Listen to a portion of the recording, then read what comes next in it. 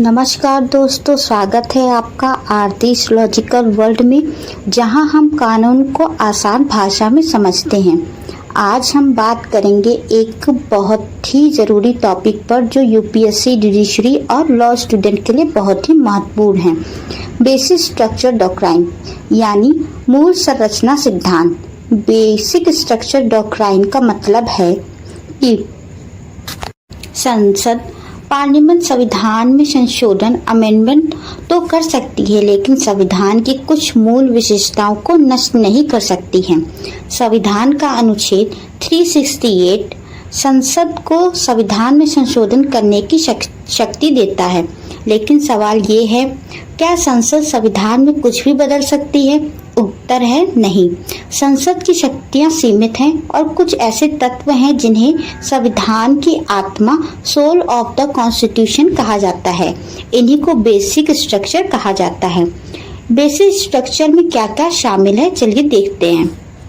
संविधान की सर्वोच्चता, supremacy of the constitution, कानून का शासन, रूल ऑफ लॉ, न्यायिक समीक्षा, जुडिशियल रिव्यू, मौलिक अधिकार, फंडामेंटल राइट्स, धर्मनिरपेक्षता, सेकुलरिज्म, लोकतंत्र, डेमोक्रेसी, शक्तियों का विभाजन, सेपरेशन ऑफ पावर, संघात्मक ढांचा, फेडरलिज्म, स्वतंत्र और निष्पक्ष चुनाव, फ्री एंड फेयर इलेक्शंस। ऐसे कुछ इम्पोर्टेंस केस लॉज भी हैं, जैसे कि पहला है शंकर प्रसाद वर्सेस भारत संघ 1951।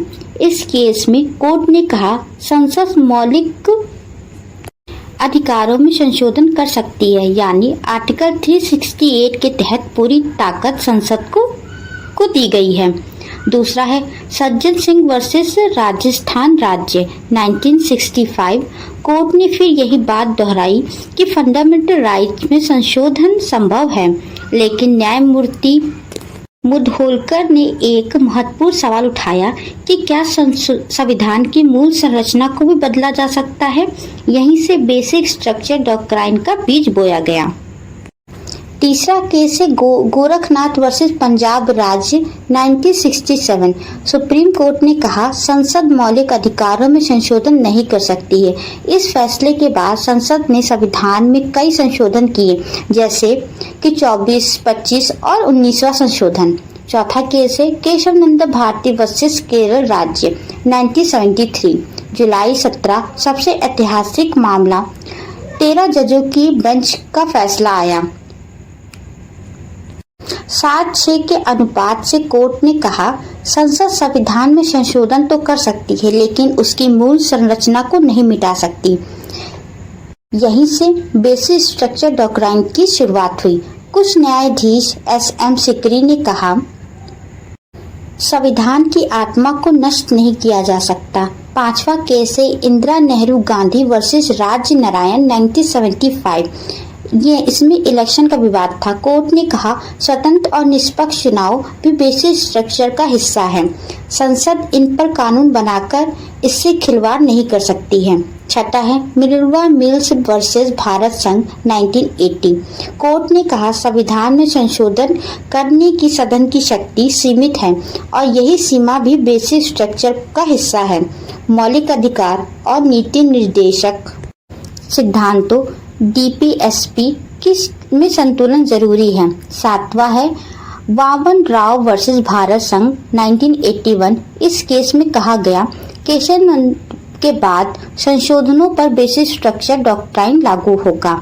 8वां केस है IR कोहोलो वर्सेस तमिलनाडु राज्य 2007। कोर्ट ने स्पष्ट किया अगर कोई कानून 9वीं अनुसूची 9 शेड्यूल में भी डाला जाए और वह बेसिक स्ट्रक्चर का उल्लंघन करे तो वह भी अमान्य हो सकता है। यूपीएससी और जुडिशरी छात्रों के लिए यह क्यों जरूरी है? ये डॉक्ट्राइन संविधान की आत्मा को बचाने का काम करता है। कई बार यूपीएससी मेंस या जुडिशरी में सवाल आते हैं, बेसिक स्ट्रक्चर डॉक्ट्राइन का विकास और महत्व बताएं। जुडिशरी एग्जाम में केस लॉस और उनके सिद्धांत भी पूछे जाते हैं, इसलिए हर केस का तथ्य, फैक्ट और निर्णय अच्छे से याद रखें। इसकी अगर समरी हम देखें तो संसद के पास संविधान में संशोधन की शक्ति है, लेकिन वह संविधान की मूल विशेषताओं को नहीं छू सकती। यह सिद्धांत भारतीय लोकतंत्र और नागरिकों को अधिकारों की रक्षा करता है। तो दोस्तों, ये था बेसिक स्ट्रक्चर डॉक्ट्राइन का पूरा विश्लेषण। उम्मीद है आपको समझ में आया होगा। ऐसे ही महत्वपूर्ण टॉपिक को आसान भाषा में समझने के लिए जुड़े रहिए आरटीज लॉजिकल वर्ल्ड के साथ। वीडियो को लाइक करें, दोस्तों के साथ शेयर करें और चैनल को सब्सक्राइब करना ना भूलें। कमेंट में बताएं अगला विषय कौन सा होना चाहिए। मिलते हैं अगले वीडियो में एक नए ज्ञान के साथ। तब तक के लिए पढ़ते रहिए, समझते रहिए और मुस्कुराते रहिए। जय हिंद।